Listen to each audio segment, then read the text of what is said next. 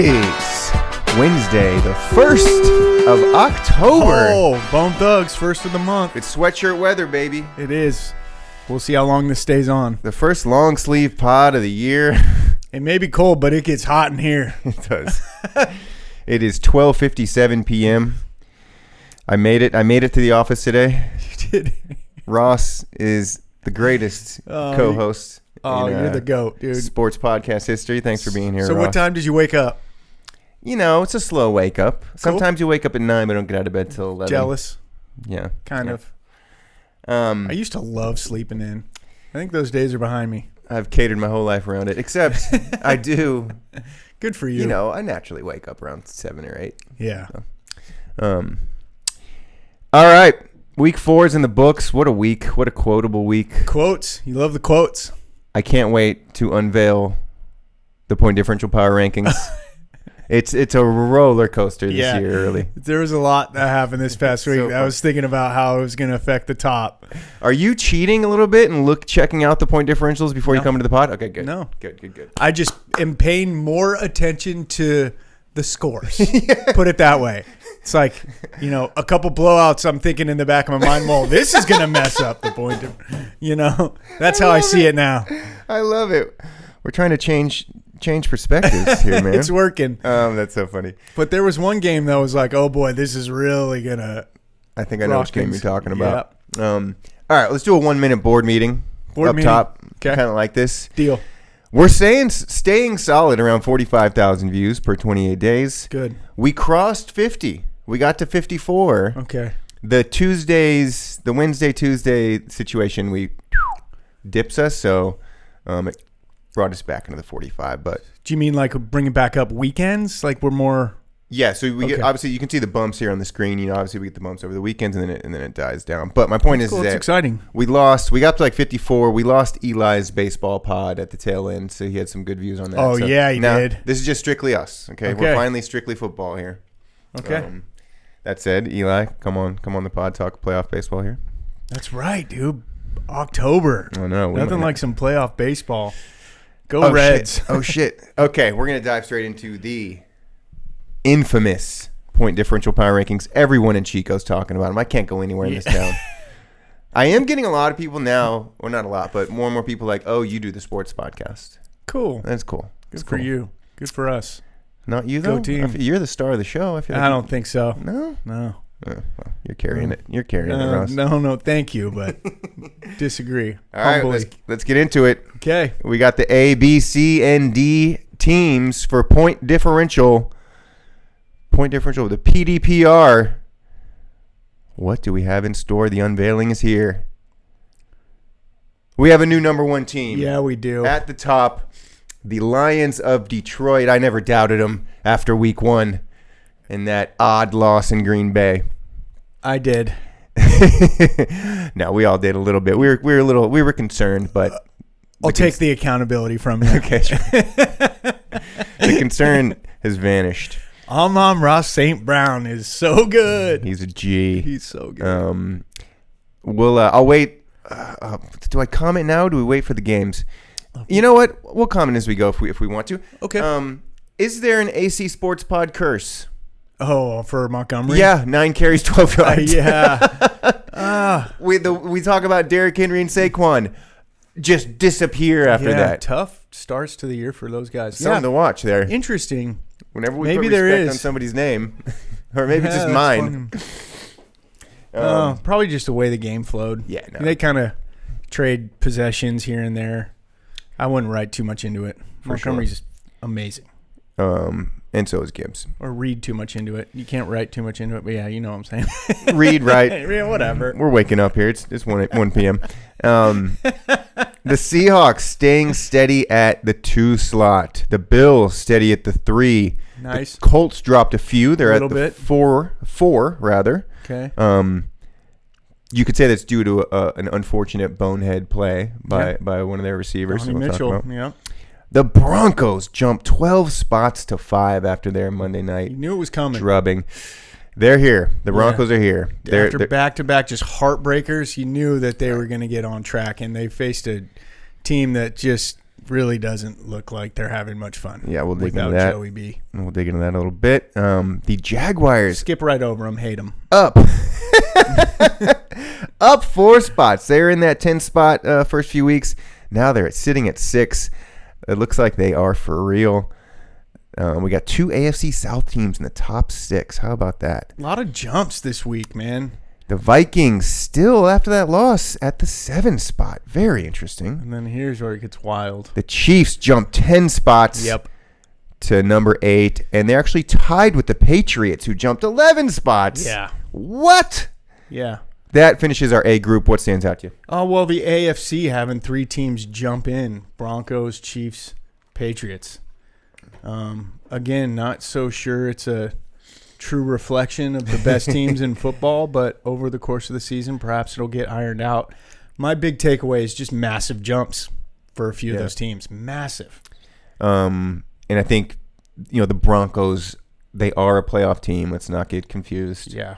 Agree. Seahawks staying consistent is interesting. It is. They're so good, dude. And the Vikings still kind of hanging around there. This is because essentially of that huge win over the Bengals at home that's put him there. But this is with Carson Wentz. He had 350 yards in the loss. Like, it's not a fluke. It was a good game.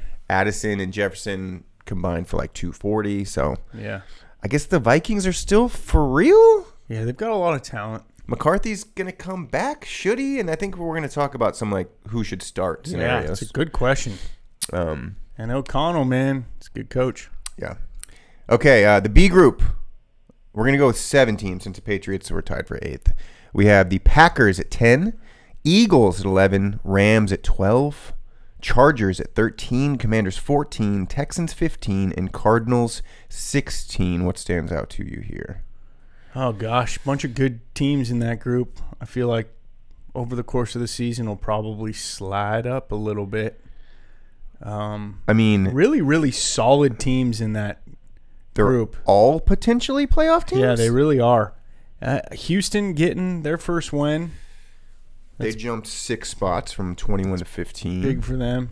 They still are 1-3, but they are they're the best 1-3 team, better than the Ravens, according to the point differentials. Yeah, looking at a little bit more, my big takeaways, there's 2 4-0 teams, and one of them's 11th. Yeah. That's a little bit of a surprise that Philly's there. The Eagles have played some great teams. True. Good point. I will talk about the Eagles. Closer games, good competition. Yeah. They drive me fucking crazy. I know, Eagles, bro. Dude, the way that we'll talk. We'll get into that more. Okay. Later. Oh my God. I'm there with you, dude. They are frustrating because they're good. Yeah, just the way they pull out games. When you go over the stats, you're just like, what? Yeah. 0 completions in the second half? Yeah. What? Yeah. Saquon 40 yards and a cheap ass fucking tush-push fake touchdown? Like, ugh. Yeah. Yeah. That's why they're probably going to be in the Super Bowl. They are agonizing. Rams are fun. They're one of my favorite teams. Rams are good. If I take out my subjectivity, fucking love the Rams. Yeah. Love what they're doing. I agree with you. What a game. But I hate them. Super Bowl. I agree with you. Oh, yeah, sorry. No, it's fine. They're your Eagles, they're good. I guess. They're a good rival for the Niners. Big Thursday night game. Super Bowl preview, Rams Colts? Could be. Probably not. But one team. I like them. I feel like I got more faith in the Rams, but. C Group. 17. The 49ers. Here we are. Down to the C. The Bucks at 18. 19 Ravens. 20 Steelers, despite their 3-1 record. 21 Falcons. 22 Bears. 23 Cowboys. And 24 Panthers, who have come back to reality. What stands out to you in the C Group? Is that... I can't quite see, but are the Ravens below the Bucks? They are. Ravens are 19. Bucks are 18. I think 17, 18, 19's very interesting. The Niners have a propensity to play a lot of tight games. Mm-hmm. I think that's what we've seen over the course of the first part of the year. Same goes with the Bucks. Mm-hmm. And we look at the Ravens 1-3. I personally thought that the 1-3 team after this weekend's matchup would have been the Chiefs. I didn't anticipate the Chiefs just rolling Baltimore. That was very surprising to me. You got maybe a little bit of an issue with Lamar and some injury scare. That one is like, whoa. Who would have thought at the beginning of the year the Ravens would be 1-3 and ranked this low in the prestigious point differential power rankings? I think every week we've kind of naturally seen like which fan base is losing their shit. Raiders are always there now. Is that a new segment? Yeah, it is. Raiders are just there. It's the Raider Award. The Raider Award. It's the Oakland, LA, Vegas Raiders Award. Which fan base is losing their shit this week? The Raider Award goes to Baltimore. Raiders just lost in absolute perfect Raider fashion this week. But yeah, Ravens fans got to be kind of terrified. A little bit, yeah. They're named after Edgar Allan Poe, one of the greatest horror writers of all time. So nice, well played. They're scared. Wow. They're dropping scared. some knowledge there. That was smooth. They should be my team. It's so funny, growing up in Maryland, Orioles are my team. Redskins/Commanders always were. And because the Ravens came about after I moved to California, they never were my team. Right. So it's just funny how that works. I feel zero connection to the Ravens whatsoever, even though I'm a huge Orioles fan. Yeah. I say that because I'm following all this stuff online, so it's like Orioles, Ravens, concerns and sadness usually go hand in hand. But I don't get to cheer when they're doing well, and I'm not really worried about them doing bad. But. It's interesting when sports organizations move away from a city, but then that city gets like a new organization and it's the same old one. It's just kind of strange. Like if there's ever a resurrection of the Seattle Supersonics, which I know a lot of NBA fans would like. There might be. It could happen soon. Clippers. But it's interesting. You know what I mean? It's like a team leaves, like the Cleveland Browns organization leaves to Baltimore. So weird. And then a few years later, the Cleveland Browns are back, but they're a different team. It's interesting how that transpires. Even like, was the Baltimore Colts way back. Okay, that's our C group. Steelers. Any Steelers thoughts before we're going to get deeper into all these teams? Obviously, with the game. Steelers are good, man. That's my thought about the Steelers. I think Rodgers is pushing them potentially towards a playoff spot. They're competitive. Let's say that. Maybe good is a little bit of a reach, but. And, after seeing the Patriots perform this week, that 21-14 win against the Patriots the week before, people thought that was just a shit game with two shit teams. I don't think so. That was a decent win as well. Our first round of buys is in week 5. Yeah. So I like to kind of frame it this way. The Steelers are going to go into week 6 with 1 loss because they have a bye this week. The Packers are going to go into week 6 with 2 wins. When you frame it like that, it's kind of weird, right? Because the Packers had their tie, now they have a bye. That is really weird. So 2 wins for the Packers going into week 6 because they're not playing this week. And conversely, the Steelers only with 1 loss going into week 6. Crazy Sunday night game. They play Sunday night? Or no, it was, right? Didn't they play Sunday? Cowboys, Packers? That Monday? Yeah. That was crazy. 40-40 tie. What a wild game. It was. I'm terrified of the NFC East teams all of a sudden. Okay. Cowboys can score. And the Cowboys are still sitting in the bottom of the C group at 23, but scared of that team. Okay. D group, the Panthers. They were celebrating the best team in the NFC South last week. Right. Point differential wise, and now they're back where they belong in the D group. We'll talk a bit about Bryce Young and that scenario in Carolina. Tough follow-up to a great performance from them. Just like, yeah, well, and opposite for the Falcons, too. Yep. Unfortunately. Yeah, good win for Atlanta. Panthers, I'm sorry. They were the end of the C group. So D group, 25 through 32.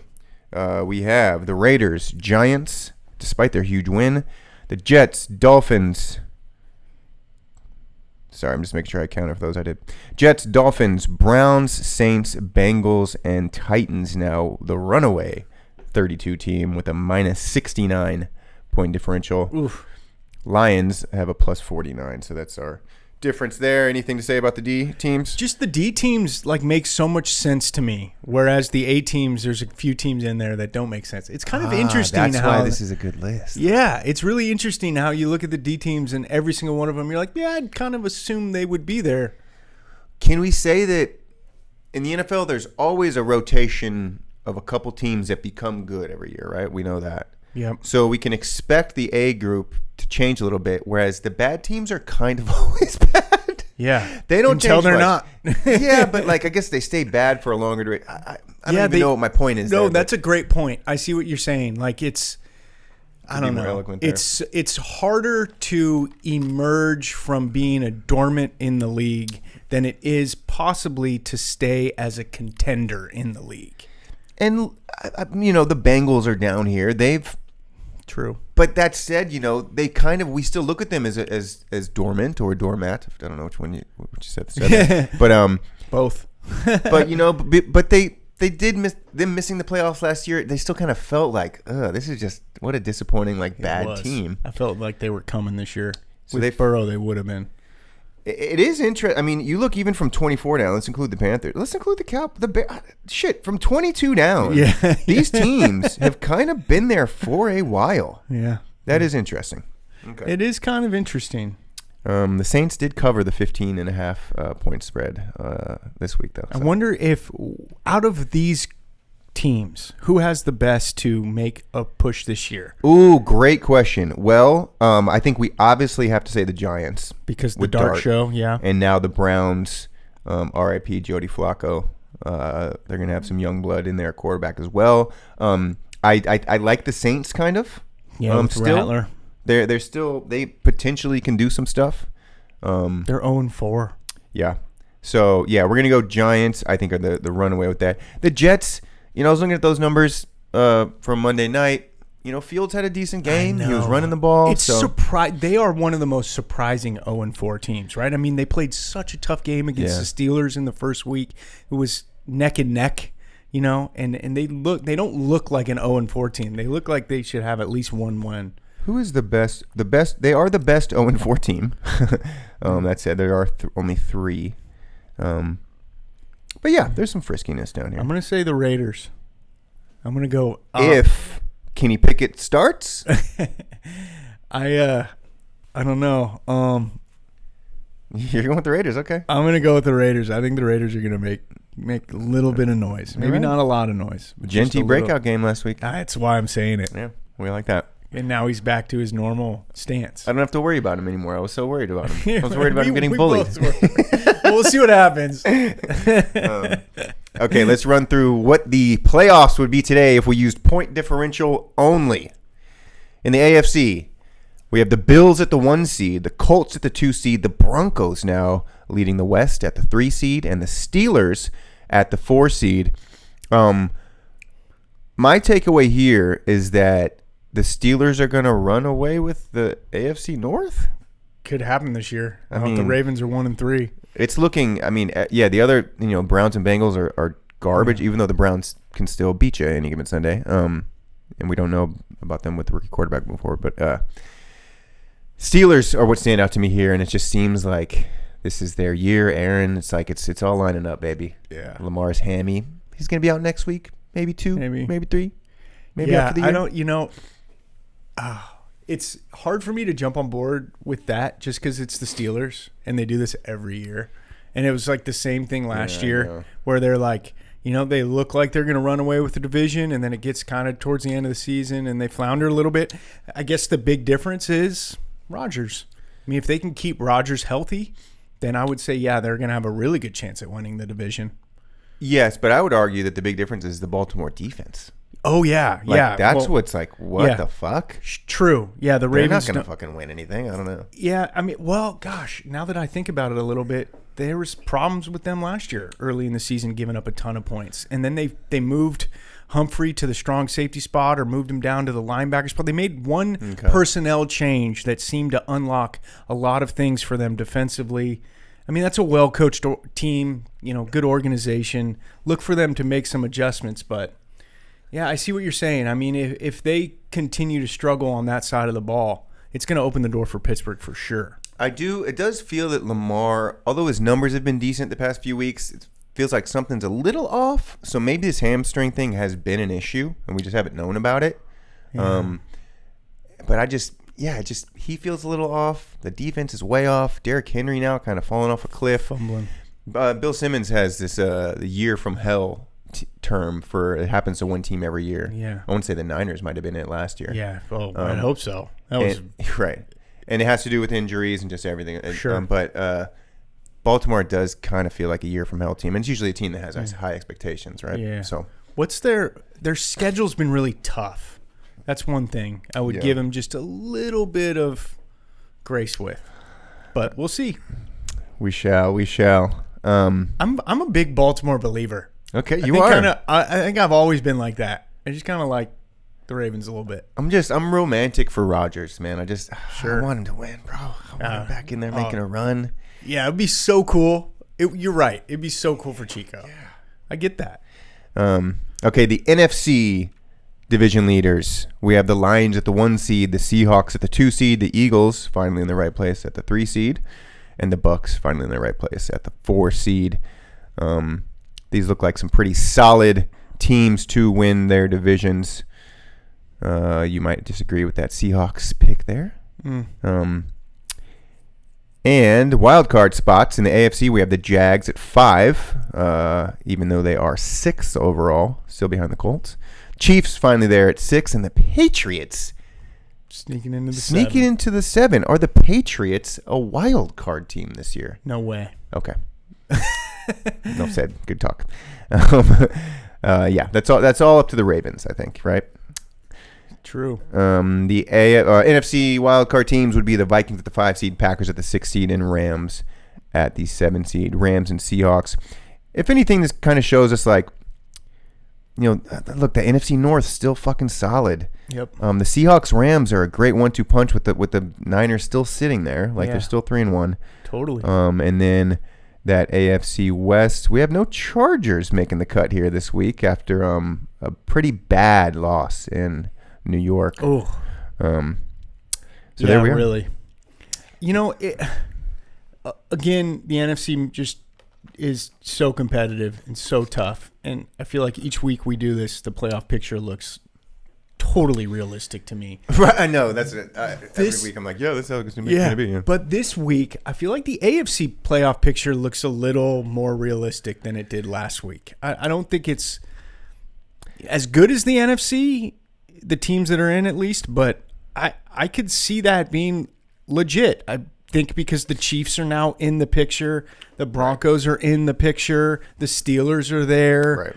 I think the AFC compared to last week looks a lot more realistic. It does feel like it's just, and I might have even said this already, it's that 7 seed in the AFC that seems that's wide open. Yeah. So we still have it's the Texans, Ravens, both 1 and 3.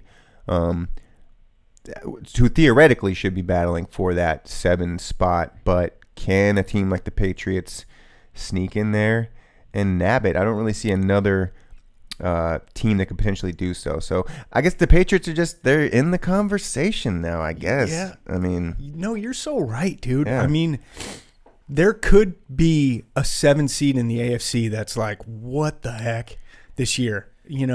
Whether it's the Patriots or maybe it has to be one of those 3 teams. The Texans, or maybe it's the Raiders that get hot. Maybe it's, one of those teams down in the, down in these point differential power rankings of week 4 in the AFC that you don't expect. Just all of a sudden win a few games, and, that 7 seed's going to be a team with 8-9 wins, right. 7-8 wins. And 7 would be crazy. Yeah, 7 would be crazy, but potentially it could happen. That'd be a first. That's how bad the bottom of the AFC is. Yeah. That's a great call. Interesting to watch there, the Pats. Okay. Finally, to finish our PDPR. Maybe it'll be Dylan Gabriel leading the Browns, dude. That'd be crazy. Poor Jody. Shador. Poor Shador. Okay, the best and worst weeks to wrap this up. We'll start with the worst weeks. Number 4, worst week 4, the Chargers with that horrible loss in New York. Number 3 worst week, the Commanders with a rough outing in Atlanta that they at least cut to 7 in the end. But yeah, they scored a lot of points. Their defense just gave up a ton. They were getting walked all over. The Panthers with the 2nd worst week. Oh, terrible. Up and down. And then the Ravens had the worst week in the NFL. Makes sense to me, man. Week 4. The best weeks. Number 5, the Jaguars. Big win on the road against an undefeated team. Huge.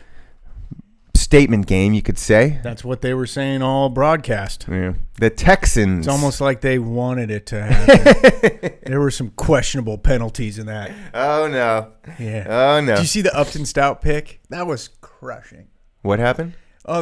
So the whole sequence was wild.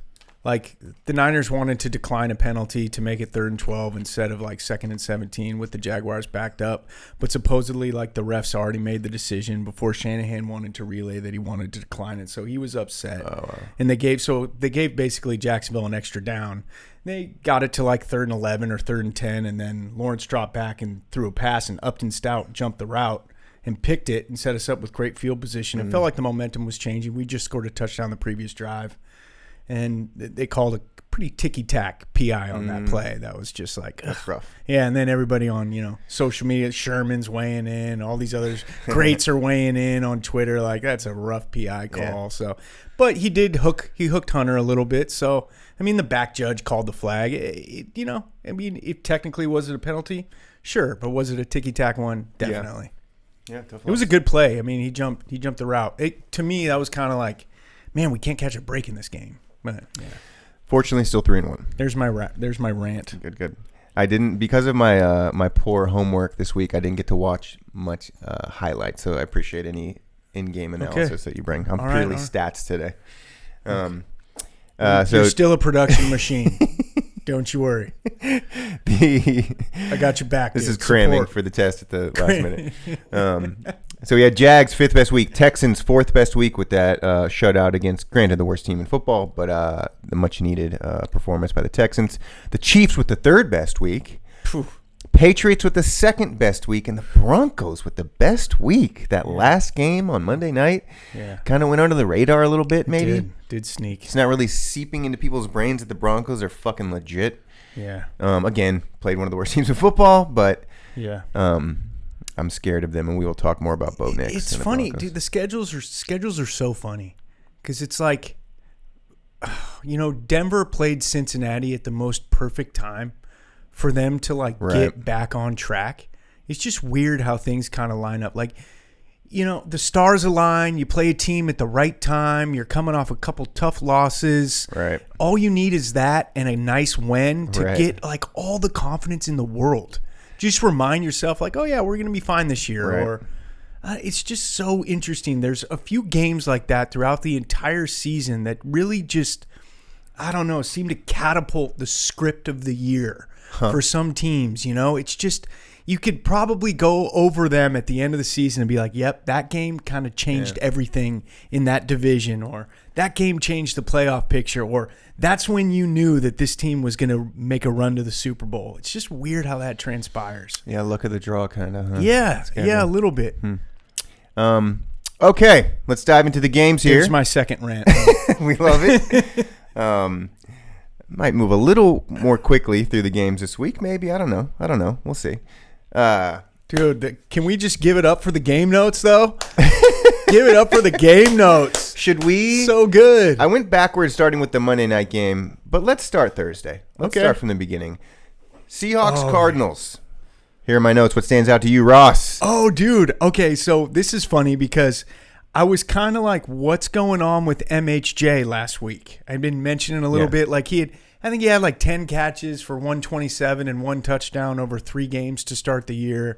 Has that really tough first half. Kind of fumbles that pass over the middle, leads to an interception. But in the second half, the connection got going. Yeah. And it was kind of like, look out. If they can get this going, that'd be really good for them. And I thought it was cool how at the end of the game in the post-game press conference, Kyler was like standing up for his boy. Yeah. Like he kind of was like, no, like we're fine. Like I'm not going to put this loss on him. Like it's okay. Like he competed at the end. I trust him. I was going to him.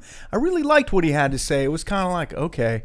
I like Kyler. I like McBride and Harrison. I like their coach. Like I kind of still like that team. I mean, they played the Seahawks really tough. They played the Niners really tough.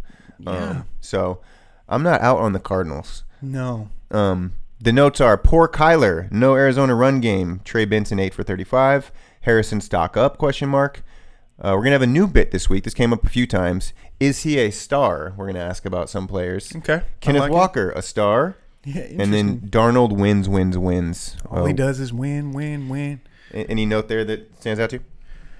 Well, Arizona run game's interesting because today they just put Trey Benson on IR, which kind of came out of nowhere. Oh, shit. It's like I didn't even know he was hurt. It was literally like hour before I rolled over here, I saw the notification. So no run game gets a little bit worse. That's rough. They already lost Connor. Now you're out Benson. They got DeMercado. They signed Michael Carter from the practice squad, who does have some experience with the Cardinals, but you can't really bank on those guys as lead backs. It's going to be tough to win for that team moving forward. Especially in a physical division, where like it's just rock 'em, sock 'em, knock 'em football right now in the NFC West. Yeah, you can see. I put poor Kyler because there's certain losses where it's like you fight so hard, you just barely miss out against a good team. It's like those losses are fucking tough, dude. So Every true. loss is tough, but It feels like he's had a lot of those in his career. Dude. Yeah, you're right. Poor Kyler. I feel that, dude. I feel for him. He seems like a good guy. Is Kenneth Walker a star? I feel like no came to your brain first. I'm like on the cusp. I don't think so. Okay. But good. he's We good. need some no's. We need some no's. We can't say Okay. yes. What do you think? Yes? I'm almost not quite. I look at Charbonnet's numbers. I'm like, this guy has fucking 15 carries for 30 yards every game. Walker's over here with like 10 for 70. Like, maybe that's just what works for him. But he's close. If he gets another 100-yard game this week, I might crown him. He's definitely super talented. Yeah. And he flashes some incredible skill on some runs, some quick darts, great, reads the cuts, reads the holes. It's impressive. But man, a star is Sure, yeah, no. That's gracious. The Seahawks they're kind of winning sometimes like the Eagles do. Like I love looking at these stat lines because you can see like, they didn't really do much in this area or that area. JSN didn't do a ton. Right. Darnold didn't do a ton. Still pulling out wins. So. I think you identified like a few weeks ago, like look out for Seattle. You may have been the first one out of anybody, like any of these analysts or anybody on any of these networks to kind of be like, hey, like, yeah, dude, let's go. I think you may be onto something. Like they look good. They look like one of those teams that's just kind of trucking along after, a really hard-fought loss in their first week to get some really nice wins to roll a team in that process. And just they got Darnold. Like, they're kind of still sort of under the radar in the grand scheme of things. Like, look out for Seattle. You called that. They're in bright lights here on this podcast. Yeah, okay? you called that. You saw that. Yeah, tough Thursday road game win, too. Not easy. In the division, yeah. Yeah, not an easy one. And they were up big early. They kind of took their foot off the gas pedal a little bit. They were in complete control. Another team that was up big early was the Steelers in Dublin over the Vikings.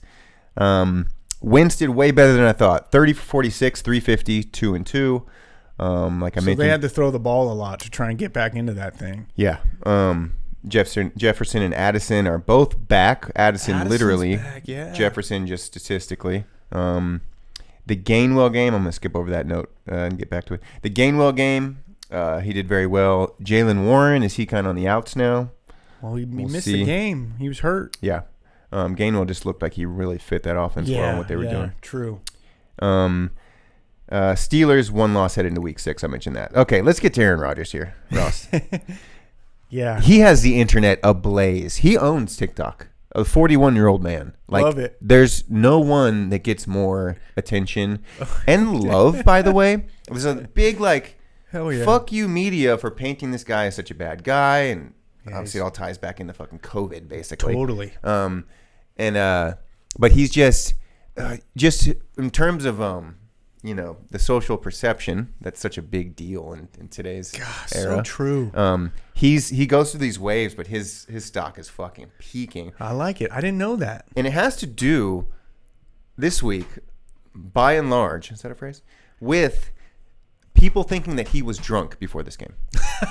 Everyone thinks he was drunk. And there are some little signs. The way he was just kind of relaxed, getting tossed around back there by Minnesota D lineman, no problem. He goes through with his fumble, running up the middle, fumbles, recovers. He's like cheering on the ground with his arms up on his back. He's standing there with his fucking hands on his hips while they do a tush push. And the guy was just like fucking Batman out there. in Dublin, and there was some. I don't know. I know what it's like to be a little drunk. That's all. I know what it's like to be from Chico and be a little drunk. This guy, I don't know, man. He's hanging out at Riley's.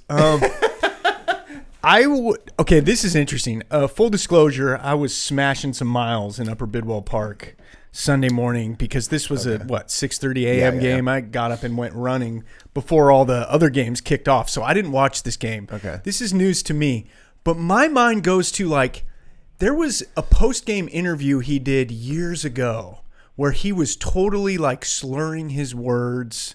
And do you remember that clip? Well, he has a nickname called Perk Rogers. That's where I was going to go. Yeah. I think my mind goes to not drinking, but I wouldn't be surprised if he was under the influence of some serious painkillers. And maybe you could get away with that more playing overseas where perhaps there's not testing going on as much or regulations aren't as strict compared to playing games in the States. Yeah, I have no idea how that works. Speculation. Just want to clarify. So he also, I haven't mentioned yet, he ripped out a fucking smelling salt after the break. Yeah. I saw that. I think he tossed the fucking touchdown to DK. A dart over the middle. Middle of the play. You're telling me you don't do that if you're a little drunk? Come on. You could be onto something. Oh, you could be onto something. And Perk Rogers is just, there's some amazing edits where it's when that kind of came out, because I think he officially announced it on Rogan a year or two ago. Oh, that's when right. He said, I did Percocet during games. And so it just became this funny ass kind of meme. And Perk Rogers was special. When he was on Percocet, there's no fucking stopping that guy. And so it's Perk Rogers is back now. Perk Rogers is back. Just ripping smelling salts mid-play, dude. Or right before the ball was snapped. You could totally see him on that highlight. Oh, that's so... Dude, how can you not love this guy? That's epic.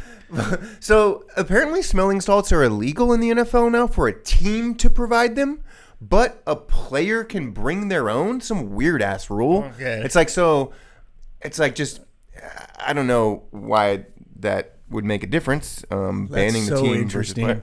Oh, shit, I almost knocked. Goddamn, I got scared. That's so weird. And the last thing about that is, how can you justify that?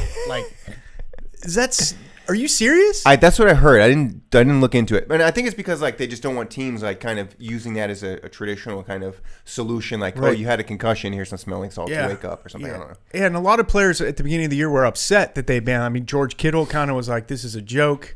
There were some other players that opposed that new rule. They're kind of maybe they're Zens. Finding ways around it. They're like Zens now. People just put them in their back pocket, fucking rip a fucking smelly, dude.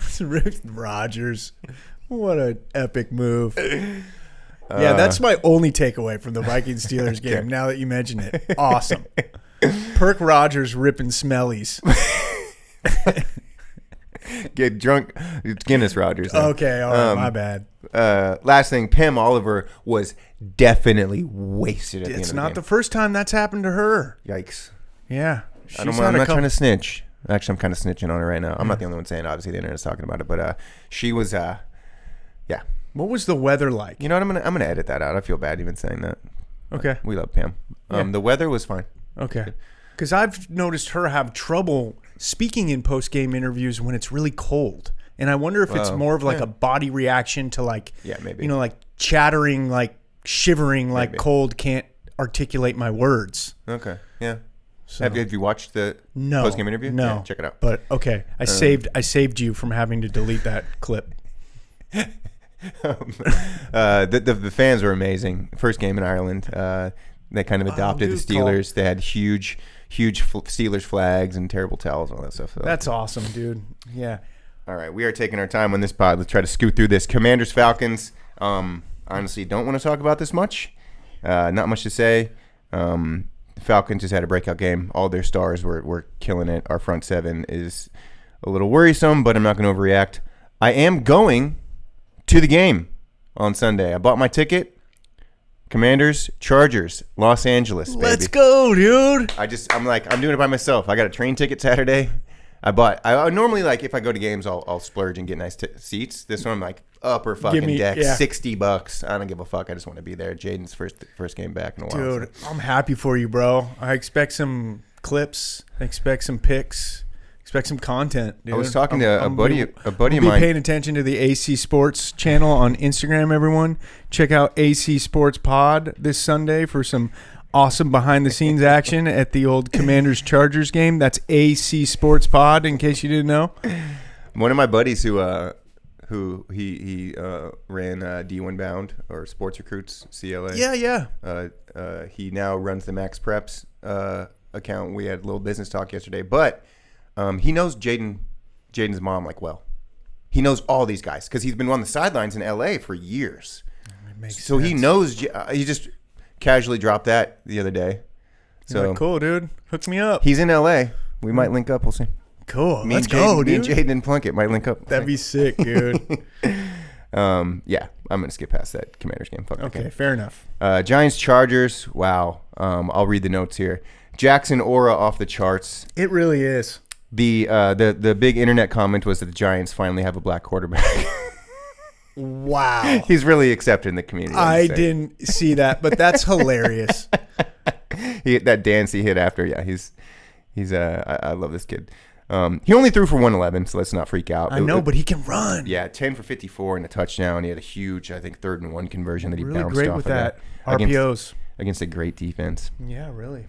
Who knows where this goes in 2025 for the Giants, but the NFC East is looking pretty solid at quarterback now. I'm kind of scared of the Cowboys and Giants in a sense. Well, don't be scared of Dak. He'll do something later in the year. Okay, thank you. Omarion Hampton won Rookie of the Week. He had 12 for 128. Dude, he looked awesome. That's great for the Chargers. They've been really waiting on is. that. 25 carries for Scatabo, and he had 79 yards. I know he's our NorCal guy, but I'm not really sold on Scatty. That's Tracy's out for a while, so I think he's the bell cow now. McConkey invisible, and then part 2 of Is He a Star? Quentin Johnson. Not yet, but he's looking like he's getting there, right? Wide receiver 1 for a great team, quarterback kind of in his prime. Not enough sample size. Couple weeks of looking good, but man, he's you want to talk about a breakout wideout right now? Yeah, that's your guy. I like that you have 2 no's on Is He a Star? I like it. Yeah, I like it. I'm and strict. Of course, the neighbors ACL. Tyreek Hill also out for the season. I have 2 wide receivers on my fantasy team. Same. Oh, crushing week for me. Same. Quentin Johnson was on my bench though, so I'm fine. There's an ACL epidemic. Yeah. I mean, what are we talking about here? We saw it in the NBA this year as well. Yeah, you're right. And I think with star players, there's got to be some type of theory here, and I think it is that just as the athlete continues to evolve into these super human specimens almost. Yeah. It's like the rest of the body just can't keep up with it. The ligaments, I don't know if you can strengthen ligaments. I guess you can. I don't know if there's exercises for that. But it's like there's such a thing as being too athletic, and it's leading. I mean, when you look at the guys who tear their ACLs, they're kind of like in the NBA. It was Tatum and Halliburton and somebody else, like star players. Achilles, Tyreek Hill, Neighbors. These are guys that we think of as some of the best athletes in the league. Yeah. So I don't know what we do about it, but I feel it's an epidemic, man. It's not okay. It's not. Well, that game was in New York. It's the field. MetLife Stadium's. Not to mention Rodgers. A lot of people. Ago. Bosa. I mean, a lot of NFL organizations, a lot of players complain about that turf field and it not being conducive to great movement from the feet. We need more give. Whereas like a basketball court, there's obviously never going to be give, but a football field that can vary. I really like what you're saying about like these athletes are becoming freakish, like more and more, and I think that totally plays a part in it.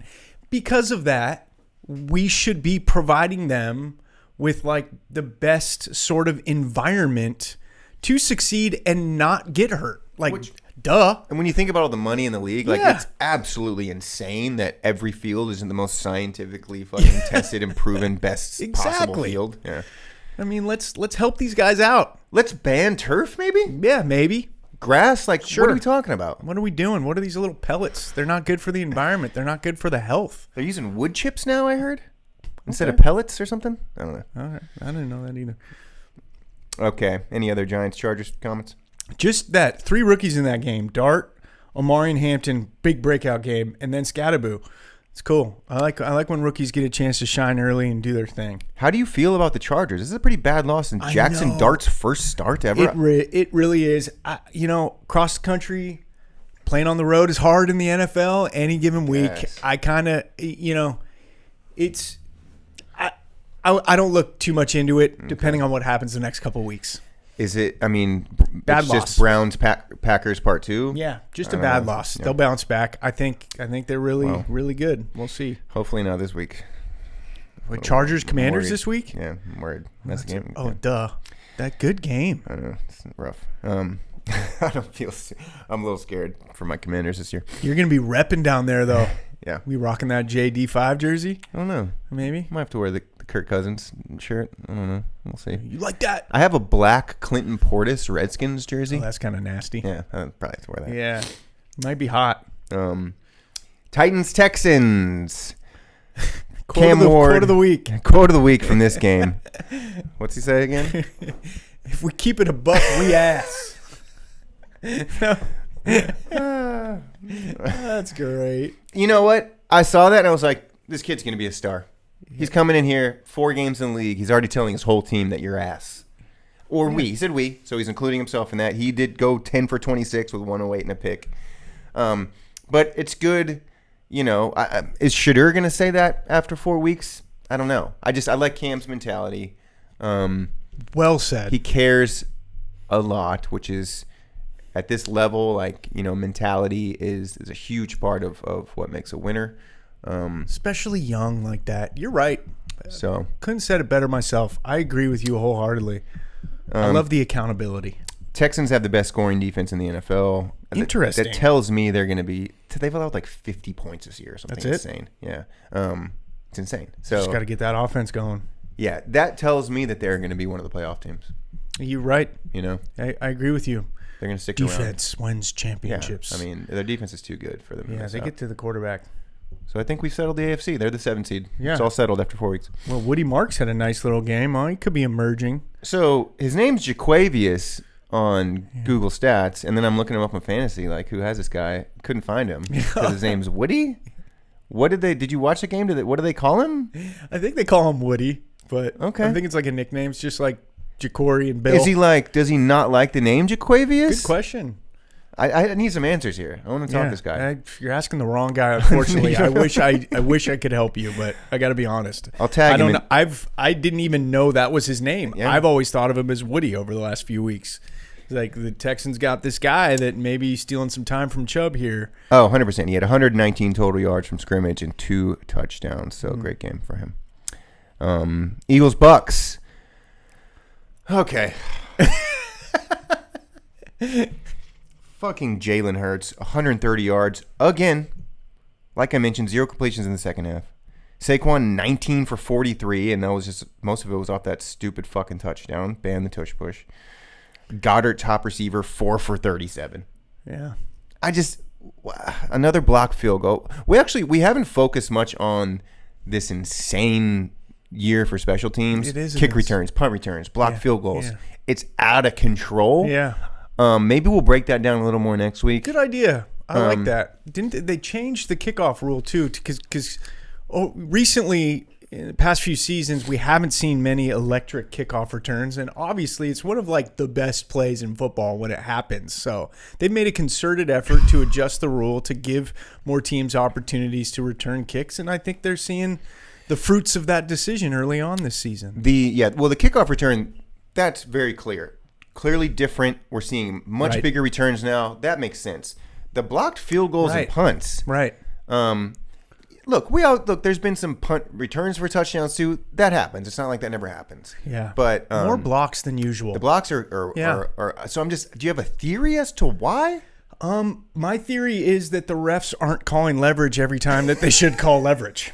Because a few of these block kicks I see, I'm like, wait a second. Like, that dude completely, like, grabbed the center, threw him down, and jumped over. But it was called last week, but not this week in this game? Like, it's a good point. There's it does feel like if there's any area of the game where there's some referee confusion, officiating confusion, it is during field goal. Yeah, maybe. Scenarios. I don't know. Maybe I just feel like the field goal teams and the punt teams are just, they're not being coached well. Okay. Mike, I've been a special teams coach in high school, and like that's on them. Like, I don't know. Yeah, dude, there you go. Speaking from experience, I like that. Maybe there's not as much coaching going on, or not as much emphasis placed on the special teams right now, and guys are just coming off the edge like, yeah, that was a sick block. The guy that came off the edge and just flew through there. You can't just let those guys come off the edge. I know. And I feel like that's so hard to time up too. Like every once in a while it happens, but maybe there's been a timing thing that's been figured out a little bit. Ooh, interesting. We need some field goals going on 2 and 3. Maybe pull some guys offside. That's right, dude. Let's get them to jump. Riveting content. Everybody wants to tune in for the field goal talk. We could get like somebody who specializes in special teams. Rigo, come on the show. Ooh. Tell us what's up. Bucky Irving at 165 total yards. Yeah, now he's hurt. Is he a star? Yeah. Ooh, your first yes. Okay. Mm-hmm. Okay, cool. Egbuka, runaway rookie of the year. He had another 100 in tutty. He is amazing. Rookie of the year, dude. Right? Yeah, he's a star. Any other shit? Do you really think so? I think he's on his way. It's hard not to, when you come out of the gate like that. I know, dude. There's nothing else showing us that otherwise. Yeah, and he's the guy right now. I mean, Godwin's trying to work his way back. Evans is out a little bit, so Baker is going to be going to him a lot. Who's another rookie that even comes to mind that might be in contention for this? Hampton on the Chargers, maybe? I can't even think of another guy that's going to compete with him. Genty for sure. Okay. Jackson Dart. You know what? Dylan Gabriel.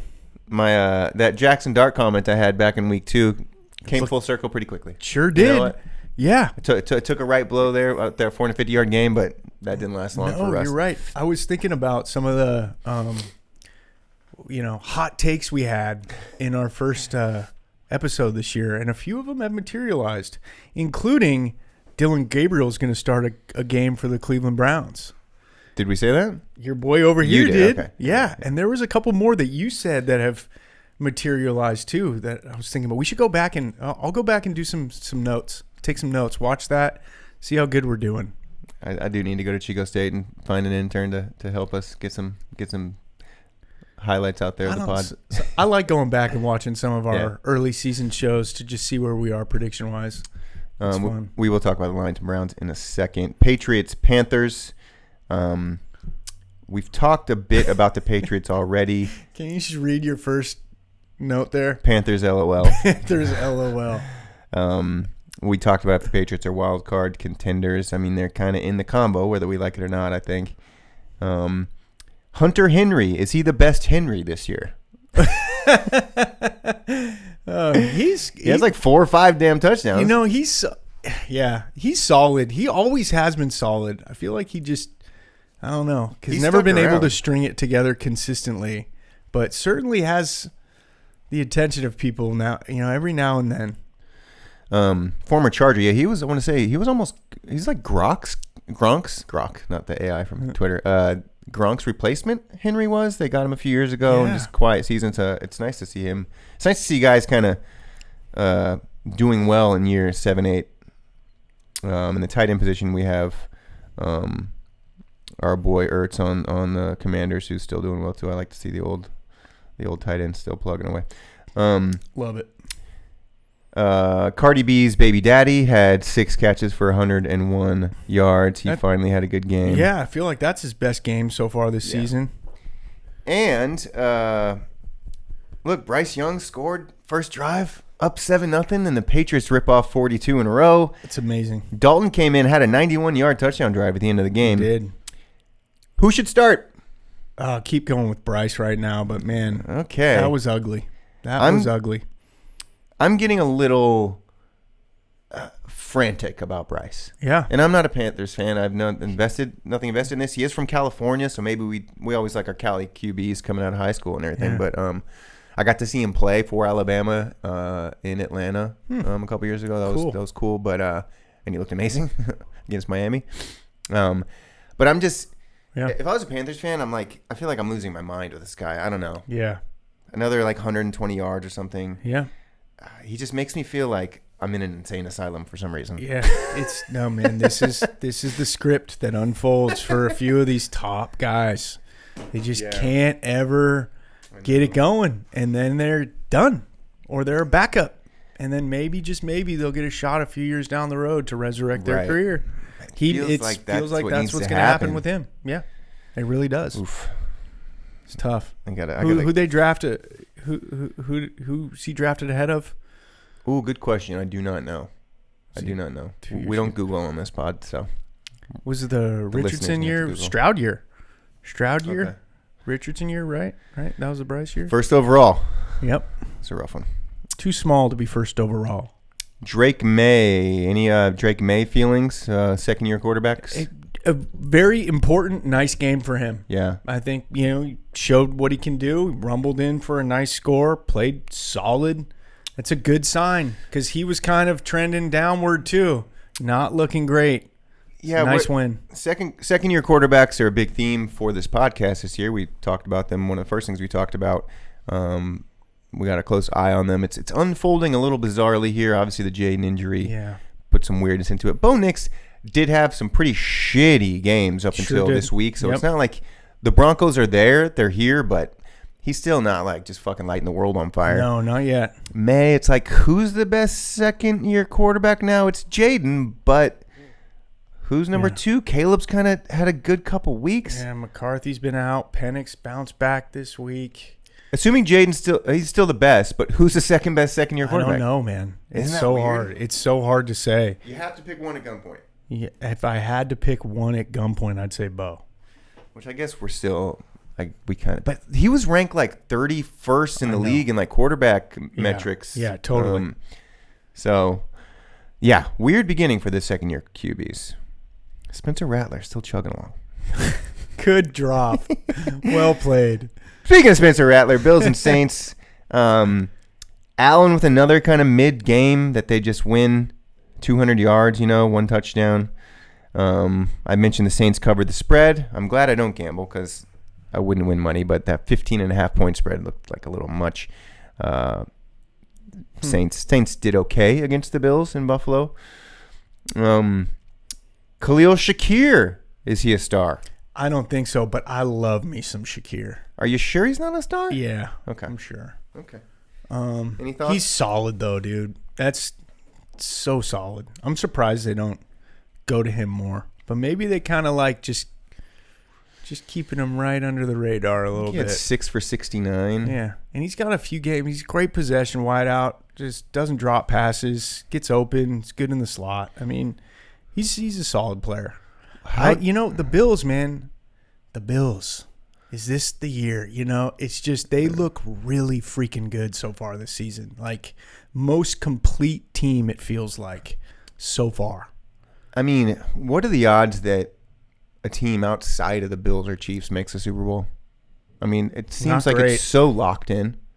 Like there's really zero chance for anybody else. Well, fuck, dude. And up until last week, I mean, would you have said the Chiefs? No, but we always have to. We always have to, no matter what. I mean, I could see the Chargers making the Super Bowl if they could bounce back. Yeah, but really, end of the day, I don't see it. It's a long shot. The Bills Eagles are just they're similar. They're kind of the carbon copies of one another. That said, Allen is, he has better statistics than Jalen, but they're just kind of locked in to win every week. The Bills have been winning a little more soundly than the Eagles. Yeah, it feels like it, and maybe they've had a bit of an easier schedule. Yeah, I think so. But I don't know, man. Yeah, they're looking good, Saints. dude. Yeah, they have a weak schedule. They haven't an easy schedule. Keep an eye on that. But man, they look good. Lions Browns. R.I.P. Jody Flacco. He looked a little rough. Hard to defend Jody after this game. Yeah. Had a weird lob interception on the sideline. He really did. He looked old. It's time to make the change, and I'm excited. I like the Browns. They're a really likable team. Their defense, They have a great defense, but they're only going to be able to do so much against a Lions team when their own offense isn't doing shit. Yeah. Their offense is gonna hurt that defensive squad a bit some weeks. Yeah. Any takeaways from Amon-Ra St. Brown, MVP. Really? MVP. Wow. He's been so good this year, man. He's pretty incredible. He's so good. He's just unguardable. What wide receiver in the league is better than him? I mean, right now, I don't think there is one. Well, there's one. We haven't Jamar? got to yet. No. There's He had one fucking 14 catches this week for 100 and some yards. Okay, well, we'll get there. Did we It's skip slipping past my him? mind. Did we skip past him? No, I don't think so. We haven't yet. We haven't got to him yet. Yeah. Okay. Jags, Niners. Ooh. We talked about it a bit, but I'm going to introduce some questions to you, Ross. Is Brock Purdy worth the money? I think Amon-Ra St. Brown is better than Puka Nacua. Okay, so you knew who I was referring to. Okay. It took me a little bit of time. Okay. I do. Those are kind of the clear top two? Right now they are. They are, aren't they? Yeah. I think Amon-Ra's better. Similar types of receivers. Kind of. Puka's a little bit bigger. Is he? I think taller, for sure. They're Amon-Ra, both strong. A little bit better runner. Shiftier. Yeah, a little bit better route runner. I think what's Amon-Ra's, was mainly a slot guy, but I feel like he's able to kind of beat outside corners now a little bit more than he used to in his career. He's totally evolved. Puka's a freaking nature, though. I mean, that guy's. Do you know how many teams bypassed him? I know. Crazy. He fell to what, the third, fourth round? But dude is amazing. We hear this term system a lot, and it's just so interesting to me that he's just a carbon copy of Cooper Kupp. In a way, yeah. They just find a guy that fits that. There's something to that. Whatever Sean McVay is doing with that offense, it's maybe it could have been multiple people. Yeah. That just work at whatever that slot position is for the Rams. Yeah, you're so right, man. That was a personnel pick, it feels like, and it's paid off big time. Fit in the system. That said, have we got to the Ravens yet?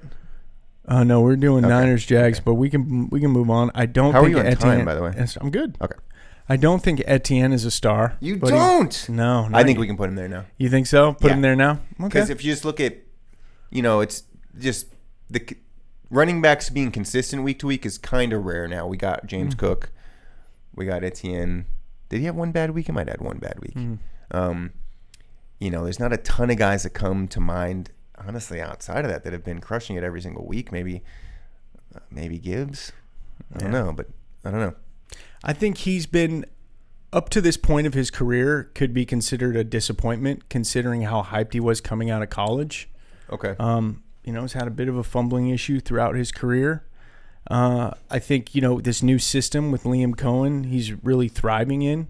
So for me, it's too early to be like, you've sustained a lot of success enough for me to give you the star honor. But if he keeps going like this, look out. The guy who plays running back for the team that they opposed, he's, maybe what Etienne needs to get to be. Needs to head towards, If he can play like him more and more, then I give him a star. I think it's that, the Jaguars lost to the Bengals. Very weird loss. Yeah, really. They're kind of a 4-0 team. Yeah, to they me. are. First year with this new coach, coming off horrible seasons, when you make an instant turnaround like that, they're essentially like the Commanders of this season. Trevor Lawrence is throwing for $170 in these games. Yeah. He's not. Yeah. So when Etienne is kind of the rock that's carrying now this team from obscurity into just definite playoff team, it looks like. That's why I'm kind of giving it to him early. I like that. It's a great point. Trevor's taking care of the football. I think he may not be lighting up, statistically, but he's not turning it over. Whereas on the other side of the ball in this game, Brock was just airmailing, right? Bad passes, guys passes tipped, fumbled the ball, looked totally rusty, and really, largely that was the difference of the game. Was that Jacksonville took care of the football and the 49ers didn't. Yeah. And we turned the ball over 4 times. We gave up a punt return for a touchdown, yet we were in position to potentially win the game. Yeah. That's crazy. Right. We should have been smoked, but we still had a shot. They're a good team. It was wild to me to think like, man, we really, really kicked ourselves. When you look at the top teams, like, Goff isn't lighting it up for 350 every week. We know Jalen Hurts isn't. Josh Allen really isn't so far this year. It's like there's some formula. Obviously, you need a balanced attack. You need a run game. Totally. But, like, I just feel like we're kind of eking out of that era where these guys were throwing for a lot of yards every week. Yeah. Am I imagining that? No, I think you're spot on. Okay. And I think oftentimes where you see incredible yardage accumulate through the air is when a lot of teams are down early and they got to throw the ball to get back in the game. And Russ's 450 week is like the poster child for that. Exactly. He's benched a week later. Yeah. You'll see at the end of the year, like Bryce Young will have like 4,250 passing yards. And you're like, yeah, that's because they were down 20-3 in the beginning of the second quarter every week. A guy like Michael Penix might end up being a top 5 passer this year in yards. Yeah. That's fascinating. Don't look too much into the stats, I guess. Yeah. I think another, briefly, I know we were talking about this off the show, but the interaction between Cohen and Saleh is fascinating to me post-game in this game because, they exchanged pleasantries and maybe said some things that, they shouldn't have said, specifically Saleh, who apologized for saying, I will F your world up, which is pretty funny because Saleh's yoked. I wouldn't want to mess with that guy. So, okay. I heard that loud and clear. Maybe I was watching it live or just soon after the game, right? Yeah. I went today back to watch some clips. It's been scrubbed from the internet, what Saleh says. Interesting. At least I didn't spend hours looking for it, but I clicked on like 10 different videos, and you can hear they have Cohen saying, what does he say? Keep my name out of your mouth. Keep my name out your mouth. Being held back. Hold me back. Oh, yeah. Hold me back. Duval. But then when Saleh speaks, it's just muted. So I don't know if there's something there. Niners pulling some strings. So he did say, I will fuck your world up. Niners PR. I don't know for sure, but I think that's something like that. Yeah. But what I wanted to get to with this is the accusations of the Niners. And, Shanahan addressed it in his post-game press conference that there's sign stealing going on. And that, the Niners said it's legal sign stealing. But I was just kind of thinking a little bit more about this. Like, that's kind of a fascinating talking point. I want to know more about organizations or sidelines or people who are sign stealing. It was a big problem in college football, fairly recently with, Jim Harbaugh when he was at Michigan. And it's, legal. What is legal sign stealing? Is it like, is this happening a lot in the NFL? Are people like really trying to rip the, other teams' signs? Like, it's kind of fascinating. Okay. You're allowed to, is my take. Yeah, it's weird. It's all fair game. Like, that's why game. you got to be secretive or whatever. Like, that Oregon used to hold up those cards. Yeah, those are so cool. But it's your job. It's very commonplace to see people covering their mouth when they speak or baseball or whatever. Hey, Robert, cover your mouth. Just don't get your fucking signs on. Don't I'm get putting your that on. sign steal. Instead of trying to regulate, you can't do that. Like, come on. It's just one of those things where, it's over-regulation. I love some good regulation. Don't get me wrong. Yeah, I'm like, I get both sides. I mean, a part of me totally agrees with you. Like, you need to disguise what you're doing, what you're saying. Like, absolutely. It can't just be honor system. But the other part of it is like, what if Jacksonville has a really sort of sneaky little, in-depth kind of, complicated way to like steal people's signs? Then that's a skill. And then I think we should talk about that a little bit more. Like, that's kind of interesting to me that like maybe they've cracked the code on something and like the Niners are sort of calling it out a little bit like, legal sign stealing, but they are sort of paying attention or bringing awareness to this thing that Jacksonville is doing. And maybe they've got this elaborate sign stealing scheme. That's kind of fascinating. I mean, my takeaway from all this is that this is just great for Liam Cohen. Oh, yeah. I mean, if he's going this deep into winning, serious, like, he might come up later in the pod. He could be really smart. He might put some respect on his name. He might come up later in the pod. He's the smartest guy out there. He's drafted up this elaborate scheme to sign steal, and the Niners are pissed. Okay, a few more. Keep my name out your mouth. Oh, God, we got a ton of games to go. Jesus, there's so many games in info. Colts, Rams. I mentioned Super Bowl preview. Stafford doesn't stop. The Adonai play. Insane Puka, 13 for 170. And then 2 exclamation point. Any take off this game? Out of this game? For the Indianapolis Colts. is for real. I mean, this is the kind of game that you kind of had circled early on the season. Like, this is a really good opponent. How will they respond?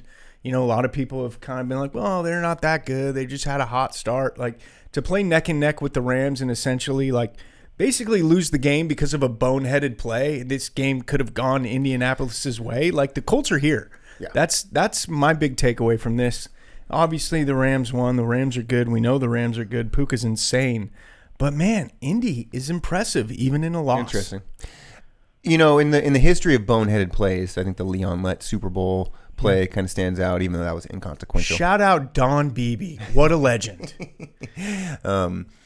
This wasn't as boneheaded as other boneheaded plays. It wasn't, to me, it didn't seem as celebratory as much as, like, you reach the ball out over the end zone when you score a defender's close, get the ball over the line. Yeah.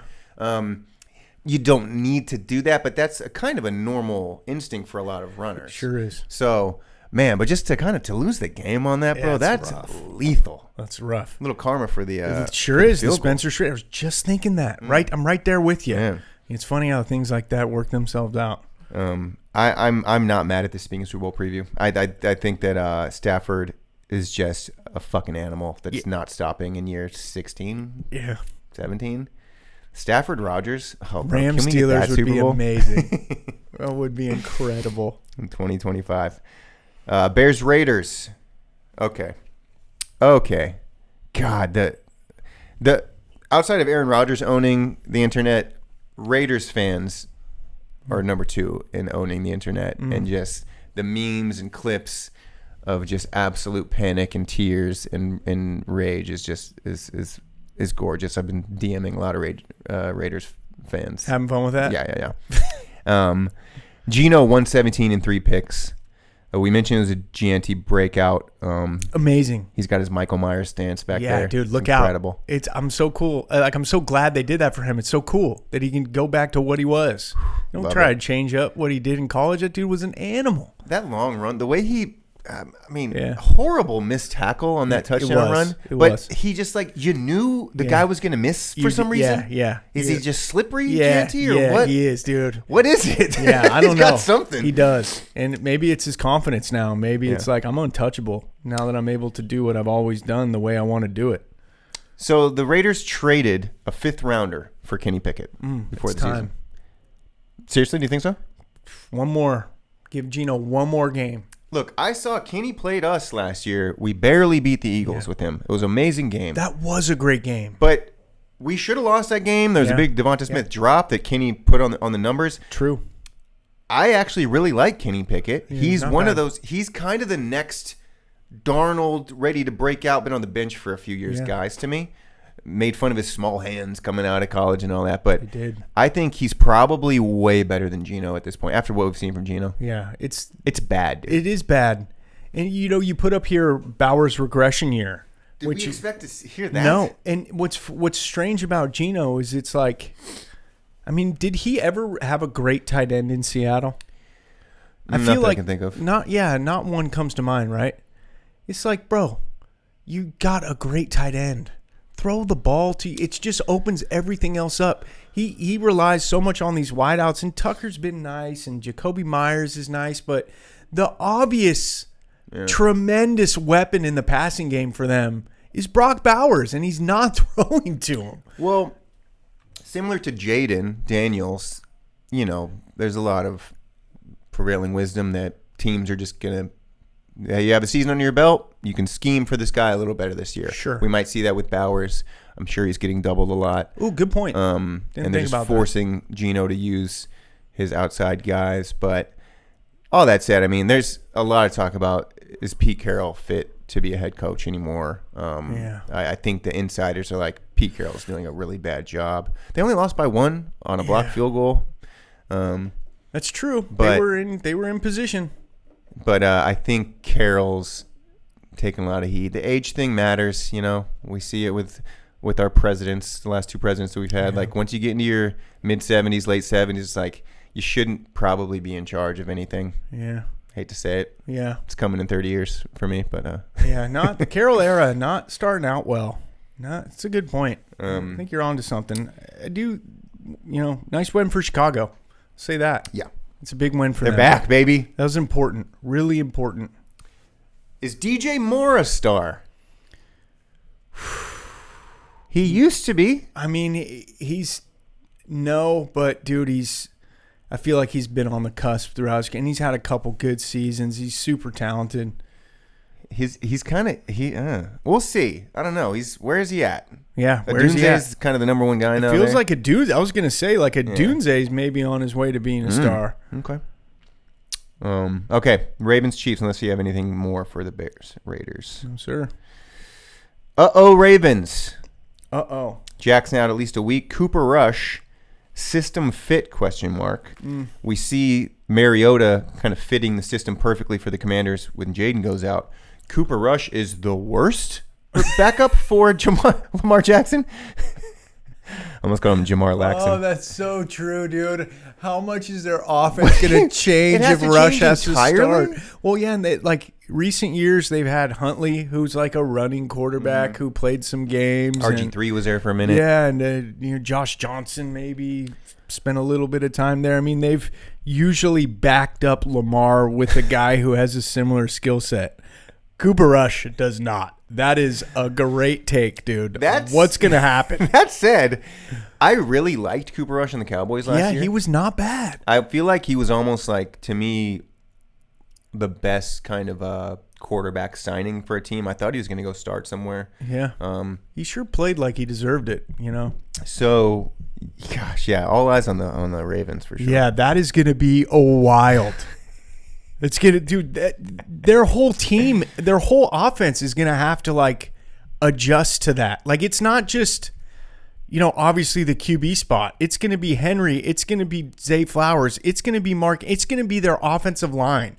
They're going to be a pocket passing team now. That's going to be a disaster for them. What if they fucking win next week? Oh, dude, then, I wouldn't put it past their coaching staff. I mean.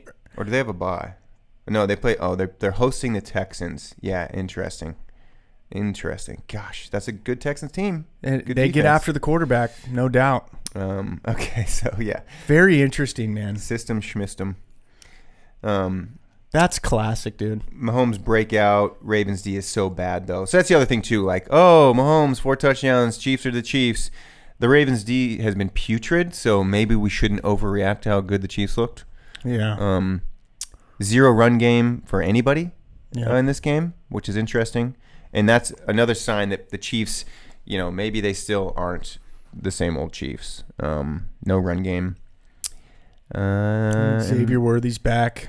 Not yet a star. Is Xavier Worthy a star? No, Not again. yet. Gosh, I'm whiffing on my star questions, but maybe that's why I'm asking the question. I think he just hasn't played enough. I think he's got a ton of potential, and you could see the impact he makes on that offense just with him being healthy and being back. They look like a completely different team with him in the fold, and they're going to get Rashee Rice back soon. Okay. I mean, the Chiefs are they're a playoff team.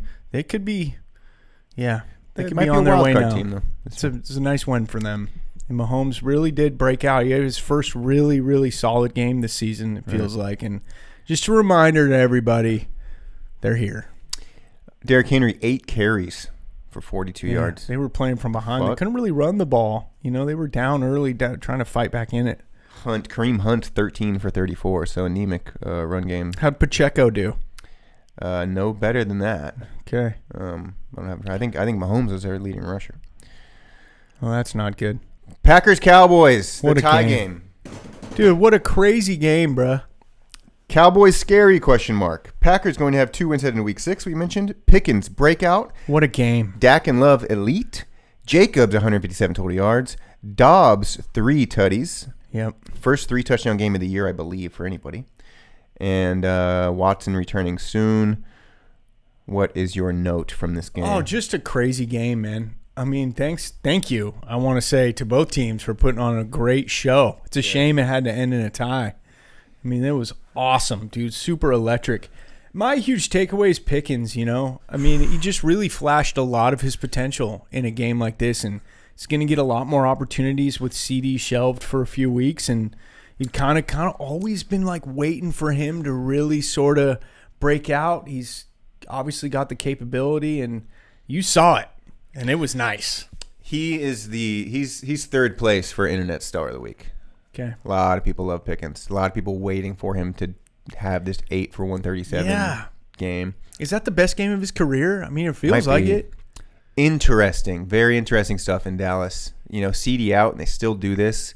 Conversely, Packers, like, what the fuck? Yeah. Like, you know, the big Micah game, they game planned happen. him well. Gave up 40 points after losing to the Browns. Yeah. Weirdness in Green Bay. Yeah, you thought their defense would have stepped up a little more in this game. It was a strange flow too early. Like Green Bay was in complete control through the first like quarter and a half. It felt like just kind of doing what they want, getting the Cowboys off the field. Their offense was scoring, driving down the field. You just kind of felt like they're gonna handle this game, and then it just took a wild turn. Yeah, and it just got electric, both sides. Yeah, I'm scared. I'm scared of the Cowboys and Giants. Okay, 2 more games. Soldiering through this. Jets and Dolphins. I think we kind of talked about this. My big note is that Darren Waller, the best rapper in the NFL, is back, baby. Yeah, 2 tutties, huh? Checkered past history, mental health issues, drug issues. I thought he was gone for good. Yeah. He released this legitimately good record a few months ago. John Gruden kind of famously sat down with him, and they talk about it if you want to look it up. But I've seen some of that. I love that he's back as a tight end. You know, I guess I have a sweet spot in my heart for all tight ends. Substance abuse. You know, it's amazing to see somebody hopefully overcome that and be back scoring the ball. He's always been really talented too. Yeah. I mean, the dude's a freak of nature from the tight end spot. It's a matchup nightmare.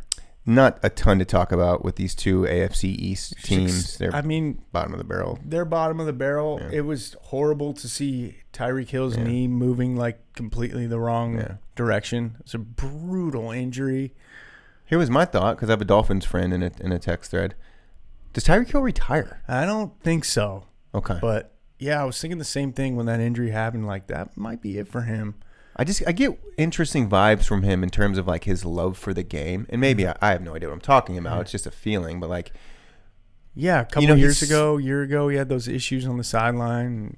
I just had this gut instinct with him because, you know, in playing for McDaniel, leaving Kansas City, like, it just feels like he kind of hasn't really wanted to be there. I don't know why I felt that way. Well, yeah, he mentioned some of that, right? Yeah, at the end of the season last year. Yeah, he's like, I don't really want to.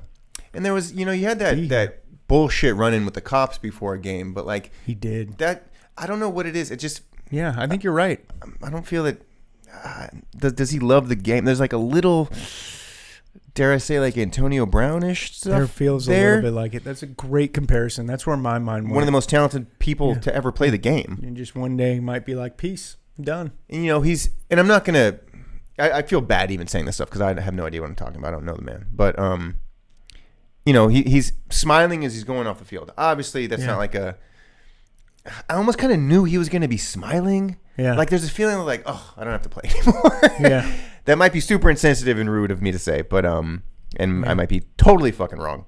Yeah. But just a feeling. Yeah, so, you know, maybe for some of these players, when you're in a situation like you're in with Kansas City, and you're used to competing and winning every year, and then you go to this team that's, you know, not really going to make a run, and you know it. Mm-hmm. Like, you know at the beginning of the season, like, we don't really have enough.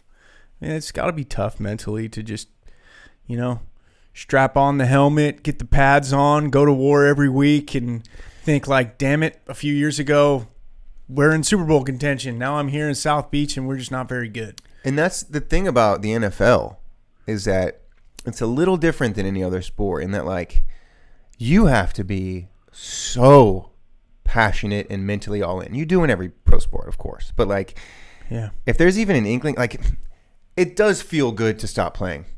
There's obvious benefit to stop playing the game of football physically. Just and you can still love it, but like it's kind of nice when like, whew, don't have to do that anymore. I mean, I felt this coming out of fucking high school. Like at any level, it's like I love the game so much, but it's not the worst thing if I never play again. I don't know. Yeah, that's my weird reek take. No, you may be onto something. I certainly don't think he's as happy as he could be in South Beach. Final game, Bengals Bronx. We talked about this a bit. J.K. Dobbins.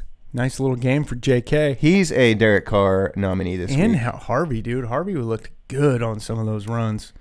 Higgins and Chase, 55 yards combined, is dire. I wrote down. Yeah. What do we do about this? You by the way, you skirted my is pretty worth the money question. I noticed that 15, 20 minutes ago. Well, I kind of addressed it in that like he came back rusty. You know, the way he played pretty much cost the Niners the game. I mean, he was airmailing some throws. It's rough when your backup comes in and wins two good games. It's like maybe they brought, Brock back too early. Should have maybe let Mac give, one more. We'll see what happens tomorrow night. Against his old team, Mac, the Jaguars. Yeah. Purdy may still have a toe thing going on. I'd give him a couple more weeks before, I'd say the jury's still out. But, boy, after last week, it was like, oh, God. I think there's, again, with systems, Niners are a system offense. Sure. And maybe it does lend the possibility that Purdy might be a little overrated and maybe not should have got that much money. Yeah. Yeah. But like I said last week, the agents are winning in these negotiations. They sure are. Higgins and Chase, how are you feeling if you're a Bengals fan? Yeah, it's really interesting because, I think it's more of a testament to like Surtain being just locked down over there at the DB spot, and that's why Jamar couldn't really get loose. It's a tough matchup for any wideout to go against Surtain, but the Bengals had a lot of opportunities to kind of like get back into this game or, need to throw the ball in order to do so. And to see like such a lack of production coming from Higgins and Chase in this type of game is alarming. Not to mention Chase Brown, kind of a fantasy darling before this year started. He's been rocking 40 yards a week. Yeah. Denver just completely controlled this game. That's kind of their defense is good. T. Higgins got paid and fell off the fucking face of the earth. Yeah, I wouldn't have done that. And we can only, I get Browning's our quarterback. I get it, but I don't know. I'm noticing these big contracts. The big contracts are all about comparing. It's war, right? It's like wins over replacement. Like how good are you compared to somebody else that can come in and play the position as well at this elite level? Yeah. And I'm just really leaning. I think contract negotiations might go a little differently starting next year. Yeah, I could see it. I think we were talking about this an episode or two ago. Like if I was to run a team, I would not lock up two wideouts to big contracts. Yeah. I would want one. I would want one superstar wideout to be getting paid. But I think when you pay the other guy top tier money, I don't know. You're stretching some of the other positions thin financially, in my humble opinion. And I think football is won in the trenches. So, lock up those O-line and those D-line. And obviously a QB's super important, the QB like the most important. Right, you pay the QB. But, man, I mean, I don't know. I don't know about paying two wideouts big money. I mean, I'm kind of feeling it with McLaurin a little bit early on. I mean, it might be unfair, injury and whatnot, and then hold out and everything. Just a little kind of a late start, but... Whew, yeah. The Eagles paid Devontae. Did he lock up an extension? Because obviously Brown's getting paid. Yeah. But they're another team that I think pays good money to the wideouts, and it's worked for them, so who knows? All right. We got through all the games. Only an hour 28 so far. Nice time. We are going to skirt through the Week 5 games as we do. We don't take much time. And then, to close the pod, we will finish with the Derek Carr Award. Okay. Put some respect on my name. Put some respect on his name. Niners-Rams tomorrow. Keep my name out your mouth. Purdy coming straight back against the Rams. Is he? Scary game for the Niners, I'd say. On the road? Boy, would have felt a lot better with a win against Jacksonville going into this. Sure, you got tickets for this one, too. Vikings-Browns. Okay. Welcome, Dylan Gabriel. Oh, we have a Madrid game, I want to say. I think this is in Spain because it's a 6:30 start. Vikings. Wait, no, but the Vikings just... Wait a second. The Vikings just played in fucking England. They're staying in Europe? That's crazy. Let me double check that. I don't know. You want to give a little commercial here? Let's see.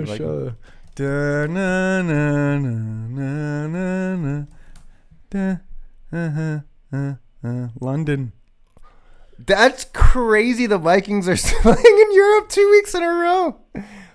I don't know why that's blowing my mind. That's awesome. Okay, London game, not Madrid. Oh, you know who plays in Madrid? The Commanders and Dolphins. Okay. That one I want to go to. Yeah, I just was about to say, dude. Dip into the fucking 401k and say, fuck it, and go to that. Don't do it. YOLO. Cowboys at Jets. Okay. Fields Dak game. Fields Dak. Giants at Saints, so another winnable game. Oh, man, Dart Rattler. Let's fucking go, baby. Yeah. I'm cheering for the Saints hugely this game. Same with the Jets against Cowboys. Colts hosting the Raiders. Yikes for the Raiders. Dolphins at Panthers.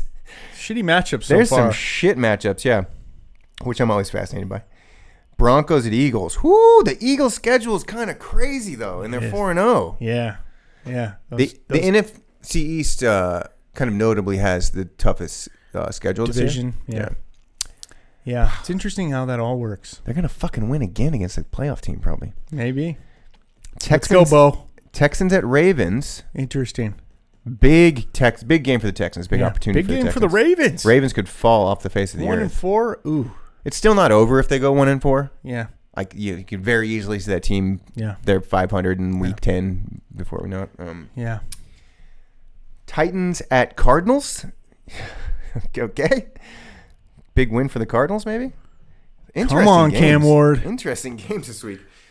Bucks at Seahawks. Bucks have a tough schedule, It's a good game. Bucks have a rough schedule. That's a good one. That's an amazing game. The Seahawks can win that game. That is probably game of the week, I feel. The way that's going to... The 12s are going to be loud. The way that's going to unfold, that's going to be the game of the week, I think. Lions at Bengals. Another easy game for the Lions. Should be, yeah. Commanders at Chargers, baby. It's a good one. I'm in section 500. Holler at your boy. Sunday night, Patriots at Bills. Suddenly an interesting game. Yeah, a little interesting. See what the Pats can do there. And then Monday night, Chiefs in primetime again. Chiefs at Jaguars. Ooh, it's not bad. Not bad. That's the game of the week, baby. It's not bad for Monday night. Chiefs, Jaguars, Bucks, Seahawks, Broncos, Eagles. Those look like the top 3 games of the week to me. Love it. Yeah, I would agree. All right. Our closeout. Who is your winner? Unless you want me to go first. Go ahead. For the Derek Carr, Put Some Respect on My Name award for week 4. I'll go first. I'm going to go with the guy. Did a great job last year. Didn't proceed in the playoffs at the hands of my team, fortunately. But he came onto the scene. He stayed in the same state. And he came onto the scene a little shaky with the now infamous phonetic sounding of a word that he will never live down. But good God, has Liam Cohen just come in instantly as a head coach when people were doubting who is this dork.